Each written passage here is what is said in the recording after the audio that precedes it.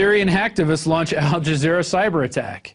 And this is really interesting. Al Jazeera's streamed Twitter account was hacked today by a group labeling itself as the Syrian Electronic Army, or SEA.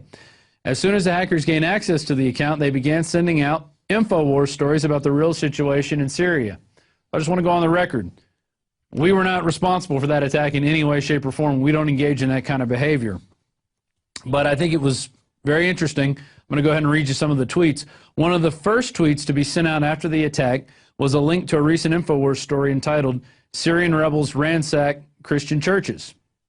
All right, you can see that's the actual tweet right there.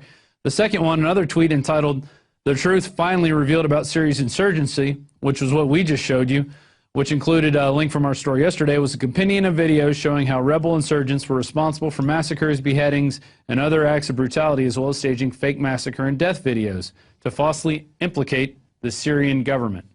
And there's the Twitter page right there where you can actually see the actual tweets that went out under Al Jazeera. So I'd like to give a special thanks out to the Syrian Electronic Army. Thank you for putting out the truth through the mainstream media, or one of its arms, Al Jazeera, and attempting to show people what is really going on, or at least giving both sides of the story. I'm sure both sides are at fault in some way or another, and it's a conflict that we shouldn't get involved in. But you know what's going to happen. We're going to commit our troops and our resources to that and start another regime change and install our puppets that eventually won't do our bidding, so we'll have to send another army in to clean up that mess.